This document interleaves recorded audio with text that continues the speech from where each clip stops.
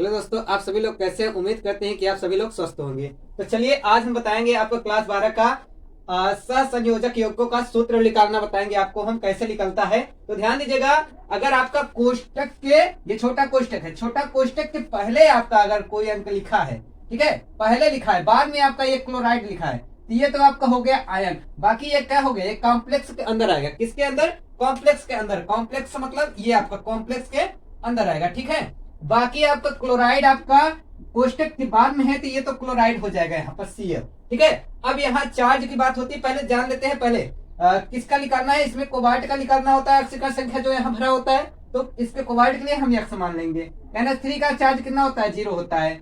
CO3 का charge कितना होता है? -2 होता है। इस प्रकार से। और Cl का जो होता है क्लोराइड, इसका जो होता है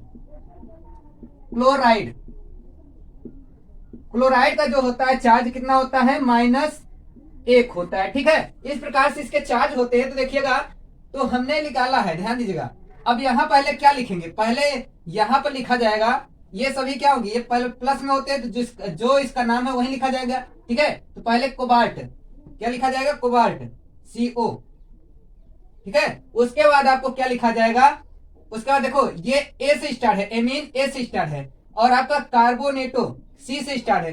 पहले A आता है कि पहले C आता है? बताओ, पहले A आता है कि पहले C आता है? तो आप बताएंगे पहले A आता है, तो A वाला पहले, मतलब ये टेट्रा एमीन। एमीन है आपका NH3 होता है, ठीक है। टेट्रा मतलब अगर टेट्रा है तो आपका टेट्रा का मतलब है 4 अंक, ठीक है।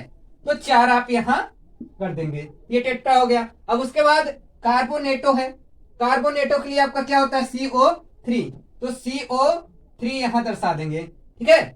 अब इसकी आक्सीकरण संख्या भी संतुष्ट कर लेते हैं, क्या ये सही भरा गया है? अगर सही भरा गया होगा तो सही, इसका आक्सीकरण संख्या 3 आएगा, नहीं तो गलत आएगा। तो ध्यान दीजिएगा, किसका निकालना है? कार्बोनेटो का निकालना है, कोबाल्ट का निकालना है। कोबाल्ट के लिए x मान लेंगे। NH3 का कितना चार्ज होता है? 0, तो 0 गुणित 4। और CO3 का कितना चार्ज होता है? तो CO3 का -2 होता है, तो -2, ठीक है। अब प्लस Cl का कितना चार्ज होता है? -1 होता है, ठीक है, जैसे कि हमने यहां लिखा है -1। अब ध्यान दीजिएगा, इसे हल करेंगे तो ये 0 हो जाएगा, अब प्लस माइनस -2, अब प्लस माइनस -1 बराबर 0, ठीक है। तो 0 का मतलब कुछ नहीं, -1 -2 -3 होगा बराबर 0। 3 उस तरफ जाएगा, क्या होगा? पॉजिटिव हो जाएगा। यही 3 आपका आक्सीकरण संख्या भरा जाता है। तो ठीक है, यहाँ पर 3 ही तरीके से भरा गया है, तो 3 भरा गया है, तो 3 यहाँ पर आंसर भी आया है। तो उम्मीद करते हैं कि समझ में आया होगा। तो आप चैनल को सब्सक्राइब कर लीजिए। पोटेशियम टेट्रासाइनोनिक्लेट और आक्सीकरण संख्या 0 दिया है, तो आपको ध्यान दीजिएगा, ये क्या है? आयन है, तो इसे आयन पहले लिखा जाएगा के, बाकी कॉम्प्लेक्स के अंदर लिखा जाए, क्योंकि यहाँ साइनो है, साइनो से ही पता चल जा रहा है। यहाँ ATE जुड़ा है या 8 जुड़ा है, तो आपको तभी तो यहाँ 8 लगा है ना, एक मात्रा है और ट है, ठीक है। तो इसी से पता चल जा रहा है कि कॉम्प्लेक्स के अंदर रहेगा। तो आपको इसे लिखने से पहले यही लिखा जाएगा, धातु नेम, ठीक है। तो इसे NI से प्रदर्शित करते हैं। उसके बाद यहाँ आपका लिखा जाए क्या? Ligand name. लिगेंड नेम क्या होता है? CN से साइनो होता है, ठीक है। और यहाँ टेट्रा लगा है, मतलब 4 बार आया होगा, ठीक है। और यहाँ कॉम्प्लेक्स बंद हो गया पोस्टर, ठीक है। अब उसके बाद यहाँ देखना होगा आक्सीकरण संख्या क्या बराबर आ रही है, तो देखना होगा किसका निकालना है? निकलेट का। इसको x मान लेंगे, हमने माना हुआ है। और CN का चार्ज कितना होता है? पहले पोटेशियम का देख लेते हैं, कितना है? 1 और प्लस CN का कितना होता है? -1 गुणित 4, ठीक है, क्योंकि 4 है, बराबर 0। अब एक चीज ध्यान देना होगा कि 4 गुणा करेंगे -4 होगा, और यहाँ कितना आ जाएगा? -3 आ जाएगा। तो ऐसा तो हमारा काम होगा नहीं, तब यहाँ क्या कर देंगे? 4 कर देंगे। तो 4 कर देंगे, तो यहाँ 4 का गुणा कर देंगे, ठीक है। तो ये कितना हो जाएगा? 4 और 4 एकम 4 -4 बराबर 0। ये क्या आ जाएगा? 0 आ जाएगा, बराबर 0। और 0 बराबर मतलब 0 का मतलब कुछ नहीं होता, बराबर 0 आएगा। तो यहाँ क्या होगा? आक्सीकरण संख्या 0 भरा जाएगा।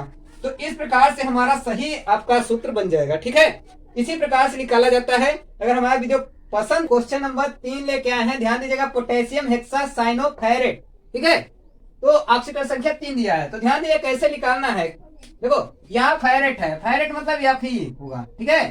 इसे इसके लिए ध्यान दीजिएगा, आपका यक्स मानेंगे क्योंकि इसी का ऑक्सीकरण संख्या निकालेंगे, लेकिन इसका सूत्र लिखना है। तो सूत्र कैसे लिखेंगे, पहले पोटेशियम, ये क्या है, आयन है, आयन नेम है, तो आपको पोटेशियम पहले क्या लिख लेना होगा। बाकी कॉम्प्लेक्स के अंदर ये आपको आएंगे हेक्सासाइनोफेरेट, तो आपको इससे पहले आपको धातु संकेंद्रीय धातु लिखा जाता है, तो ये है क्या है, फेरेट है, तो इसे ये फिर से दर्शाते हैं, ठीक है।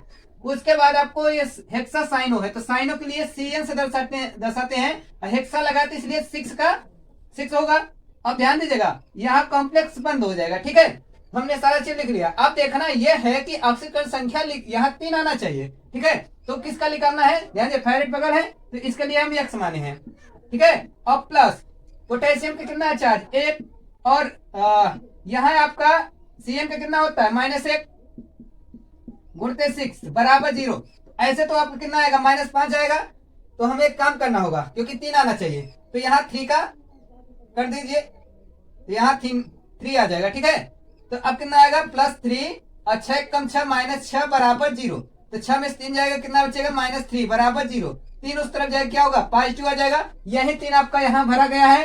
तो आपका क्लियर है, एकदम सही तरीके से आप समझ पा रहे होंगे।